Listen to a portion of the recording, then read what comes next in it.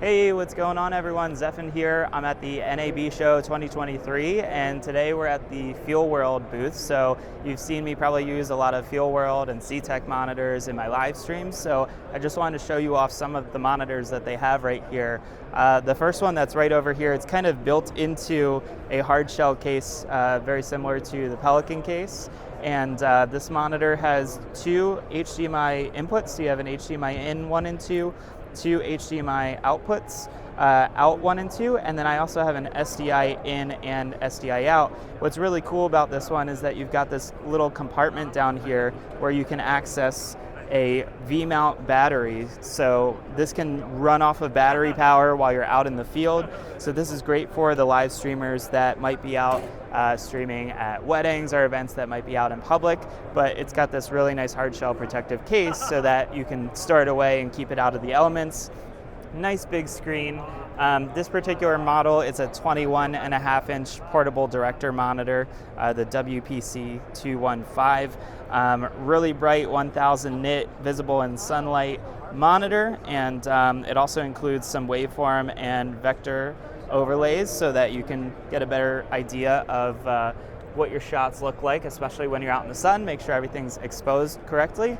Now there's another monitor over here. This is very similar to one that I have and use on all my live streams now. So I have a 21-inch broadcast monitor. It's built into a really nice Rogue case. This one is a 28-inch and it's a 4K carry-on broadcast monitor.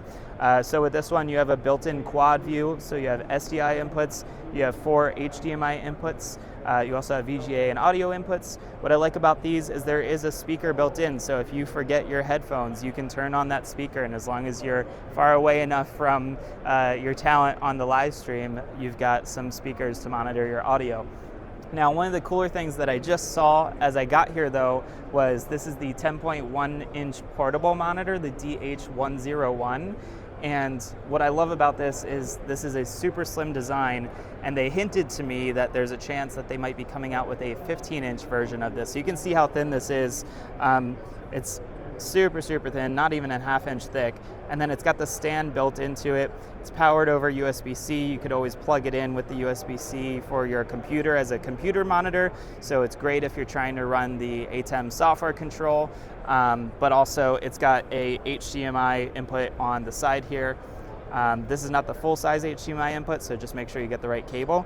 But this could prove to be a really nice multi-view monitor with a headphone output as well. So I think that the DH101 is something to look out for to see if they're going to come out with maybe a 15-inch one, but all really good monitors to be using in your live streams. Last one down here, there's a dual 7-inch 3RU rack mount monitor. And this is one that I actually have a similar one built into my rack mount rig. And this is for when I have my PTZs with me. I'm usually putting ME1 from my 2ME constellation on one side, the multi-view, and ME2, that multi-view on the other side. So just having a separate monitor that maybe my PTZ operator can use to monitor the PTZ cameras as they're controlling them, it's all built into that same rack mount. So I like that monitor as well. And then there's a slew of other monitors, as you can see over here, ranging from like 5 inches to 7 inches. And last but not least, I want to jump over to this side and show you, they have some switchers, and they just came out with a newer switcher that's over here. This live streaming switcher is the L4 multi-format video switcher. And what's really nifty about this is you've got 5 inputs, so one more than the smaller switchers they had, the L1 and L2s, but also one more than the ATEM. But one of the really cool things about this is it has a touch screen, so I can actually access everything from this touch screen. And not only that, but I can control PTZ cameras from this touch screen. So if you connect your PTZ cameras over the network, this has a network connection in the back, and I can control PTZs and switch live here right on the spot.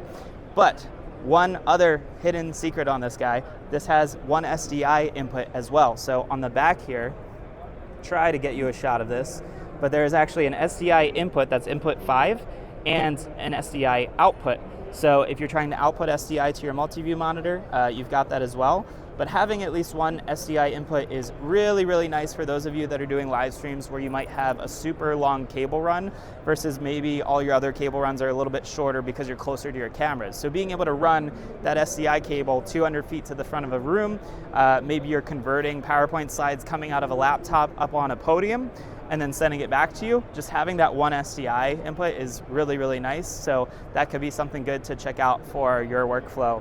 So again, we're at the Feelworld booth, Feelworld and Seetec at NABshow. Just want to kind of show off some of the new cool, exciting things. And thanks for stopping by.